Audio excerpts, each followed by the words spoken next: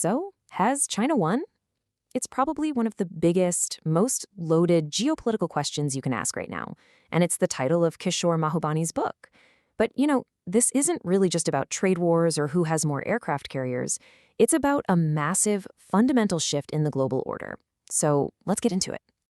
I mean, it's a pretty bold question, right? It sets things up like a zero-sum game, a big contest with a clear winner and a clear loser.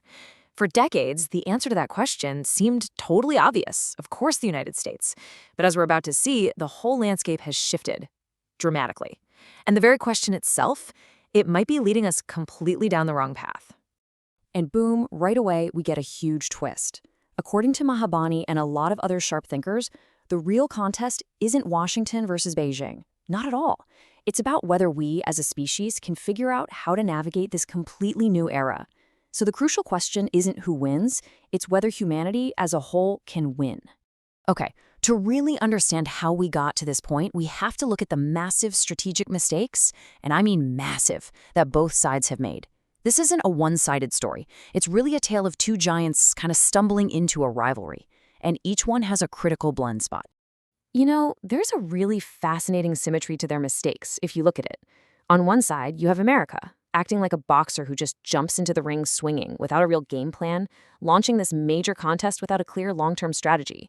But then China made an equally critical error. It completely alienated the one group that always had its back in Washington, D.C., the American business community.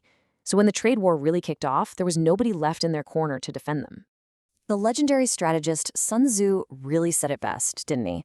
To win any contest, you have got to understand your opponent. But maybe even more importantly, you have to understand yourself. And there's a really strong argument to be made that the West, well, it's failing on both of those fronts. And that leads us right to the core myths and the different mindsets that are driving these two incredible powers. Because, and this is key, they are not playing the same game. This is such a great metaphor. It actually comes from Henry Kissinger. He said Western strategy is like chess. It's direct, it's confrontational, and it's all focused on one single knockout blow. Checkmate, capturing the king. Chinese strategy, though, is much more like the game of Go or Weiqi. It's all about patience. It's about slowly surrounding territory, gaining this gradual, almost invisible advantage over the very, very long term. This famous quote hints at something much deeper, a sort of subconscious fear that's been haunting the Western psyche for centuries. It's sometimes called the yellow peril. It's this idea that a rising China isn't just a regular competitor, but some kind of existential, civilizational threat. And this deep-seated emotion, whether we want to admit it or not, absolutely colors modern strategic thinking. Which brings us to this absolutely critical question. By treating China like it's just a new version of the Soviet Union, is the United States making that classic mistake of, fighting the last war? Is it using an old Cold War playbook for a completely new kind of global competition? Look, emotions and myths are powerful things, but eventually, reality has a way of catching up. So let's look at the actual data for a minute, because a nation's strength on the world stage is always built on its strength at home. What is this number? 0.1%.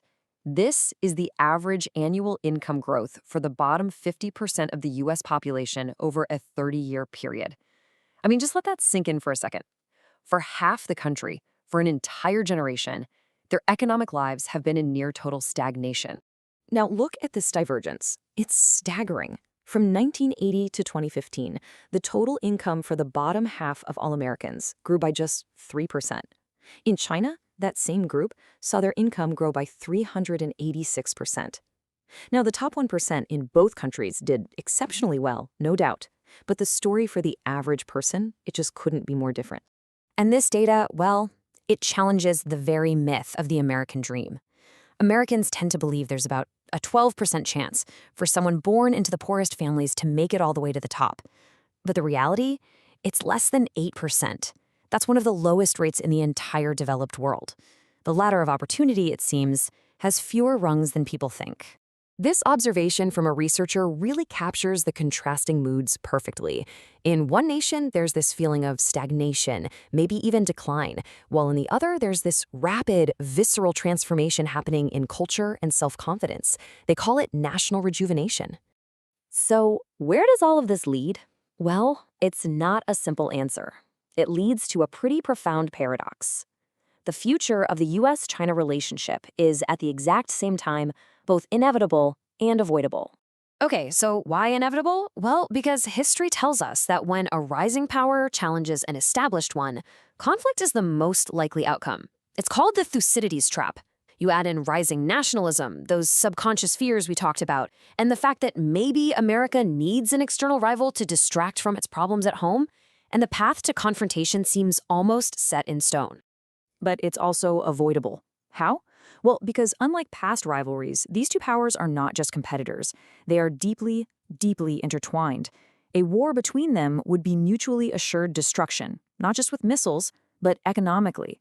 So reason, pragmatism, and just a clear-headed look at the real stakes could steer them away from the brink. And honestly, they have every reason to cooperate. Just think about the biggest challenges facing humanity today: climate change, pandemics, you name it. They don't respect national borders. They require global solutions. And no real solution is possible without the world's two largest powers working together. Their shared interests might actually be way greater than their disagreements. At the end of the day, we just don't live on a planet of separate civilizations anymore. We are one single, interdependent global village. A fire in one house is going to threaten all the other houses. The success or failure of one major power will, inevitably, ripple out and affect every single one of us. And that brings us right back to the beginning.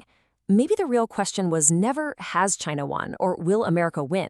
The real question is whether these two giants, and frankly the rest of us, can redefine what winning even means in the 21st century. Can we create a world where cooperation actually triumphs over conflict, and humanity itself comes out the winner? Now that is something to think about.